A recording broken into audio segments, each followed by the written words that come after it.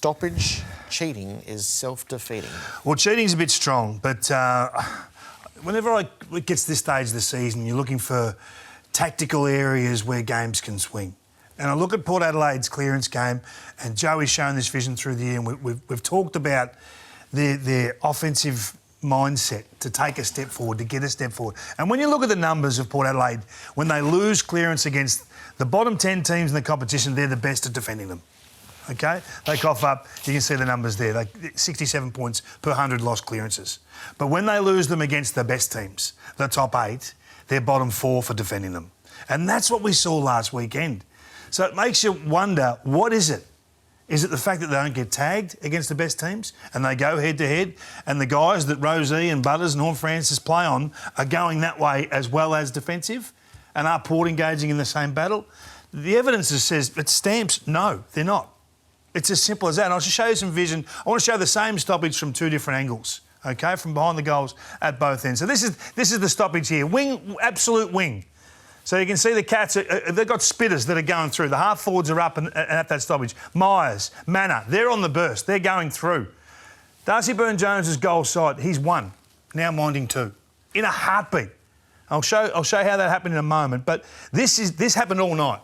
And this is why they scored 75 points from stoppage, which is, against Port Adelaide, their worst defensive effort for a decade. A huge number, 75 points. Look at this. There's 4v2 at the top of the goal square. Now, Sam Mitchell's no fool.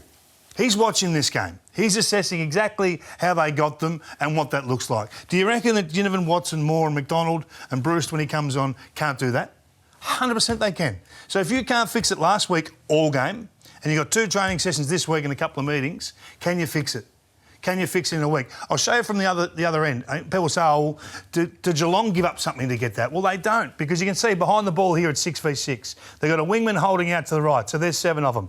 You've got 4v4 at the top of the square. So basically what they're saying is that becomes 7v7. Don't worry about where they start. So Rosie's in between Holmes and Duncan. He has a responsibility here. And so too does Horne-Francis, and so too does Butters. We've seen this, how it unfolds, but they always end up goal side. Look at Rosie. Holmes gets the ball, and then Duncan gets the ball. And there's your ace, king, queen. So this is ingrained in what they do. It's a vulnerability that the competition know about. And this is why we talk about this all year. And this is why they run aground in finals. Because they've got exposed flaws that become canyons in September. So I don't necessarily say, oh, no, they're 11 from 11, the other teams that have lost first week and wrap around and come back. No. This is different. This is not just a bad week. This is getting beaten by tweaks and nuance and subtleties that other coaches bring that Port can't cope with. Now, do they rely on Wines and Rue to do that sort of heavy defensive? They'll take care of that. They can't do it. How do you do that? They can't, because they are spinning forward, aren't they? Well, the half forwards are, but there's still the way Chris set that up is they're defensively solid. The Cats, they've got their numbers behind the ball, and as soon as they win it back, they're going because they know they're safe behind the ball. Are Port as safe? No way. They get outnumbered in a heartbeat. This will be a problem. I'm telling you, they got them last time at stoppage, 47 points. The Hawks put to them. It's coming again.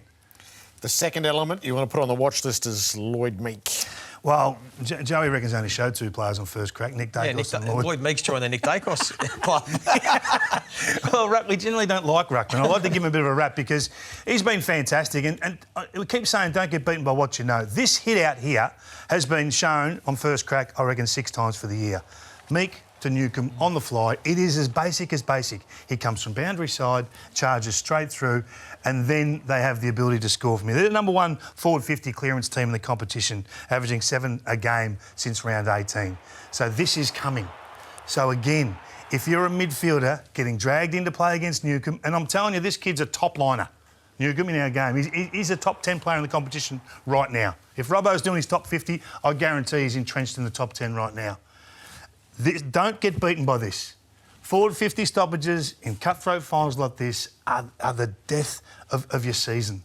So those guys who I think are extremely poor defensively, Rosie, Butters, Wines, Horne-Francis, don't get beaten by this. Did you see him all giggle when he kicked the goal? And the They know. it's like, we got him again. Yeah. We got him again. They're all on him. The contrast of styles, chaos versus control. So a bit of get smart for us on Saturday night. Yeah, this is the ultimate contrasting styles of the way that teams want to play and what is going to stack up and hold up in a cutthroat final. So I just thought we'd just put it on watch. We don't have to dive too deep, but when you take a look at the numbers, it is stark that these are two sides that play completely opposite in the way they go about it. So you can see there the kick percentage. So the Giants don't like to kick the foot. They are a handball team over kicking, where Brisbane are the complete opposite. They kick way more than they handball, which leads to the uncontested mark numbers.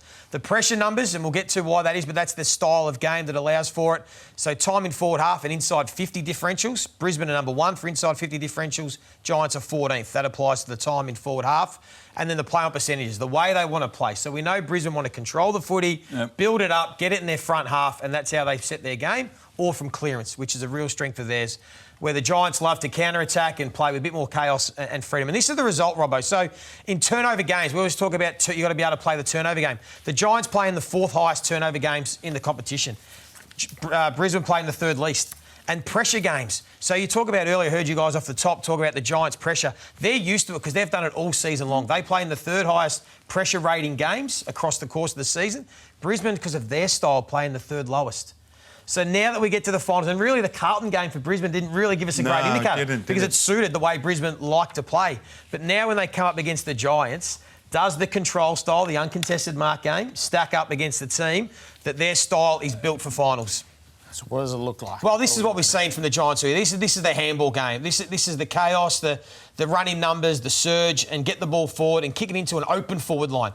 So when people look at it, they go, well, they're not great at winning ground ball in their forward 50, the Giants. It's because when they go in, it's to little numbers. It's going to be really efficient. If they do win it, they score because they get all their numbers up. You can see all the orange tsunami. This was when they played them in round 22, and this was all late in the game when they outran Brisbane, who dominated for big parts of the game. But the longer the game went, the more the Giants were playing the game that suited them, the style they wanted. And Did they wear them down? They wore them down. They wore the uncontested game down. Because this is Brisbane and this is what they are used to. Brisbane are used to being able to get a bit of tempo on the game, be able to control the ball, set behind the football, get all their numbers forward of centre, and then they can lock it in. Their smalls can get to work, you know, Rayner and Lohman and all the guys down there, Zach Bailey and Charlie Cameron, and that's how they want to set the game. So it's just going to be a fascinating watch on which team can get the game on their terms, because here are the numbers. So when the Giants get over 130 handballs, and the metres gained from handball is the big one, they hardly lose. They're 10-2 this year. If they are stifled in that part of their game, the forward handball game, they're less than a 50-50 team, where for Brisbane it's the complete opposite.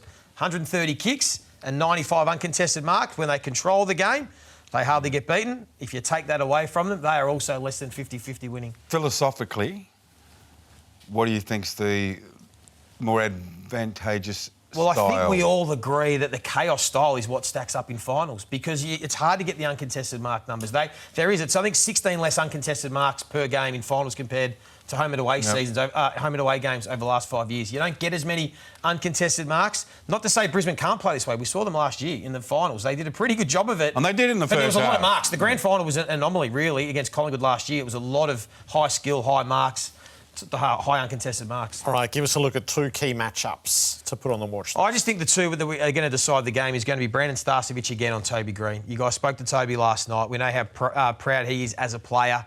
This was his matchup against Starcevic a couple of weeks ago, round 22. He could not get near it. So he knows this is coming. He struggled against Rampy, who's a bit bigger than him and clamped him. Can Starcevic take care of it again and leave it up to Jesse Hogan to try and kick a score for the Giants? That is going to be a factor. And the other one that I think was sorely missed last week was Toby Bedford. He would have been able to clamp Chad Warner to some extent, not allow him to do what he did in the fourth quarter. The clearance game is going to be massive in this one. Brisbane are a great clearance team and build their game off it. The Giants, not so much. He goes to Lachie Neale. He has to go to Lachie Neale. When Lachie Neale, since round 13, averaging almost 9 clearances a game. First half of the year it was about 6. He's their barometer. But Bedford has to try and limit his influence, and I think that helps the Giants.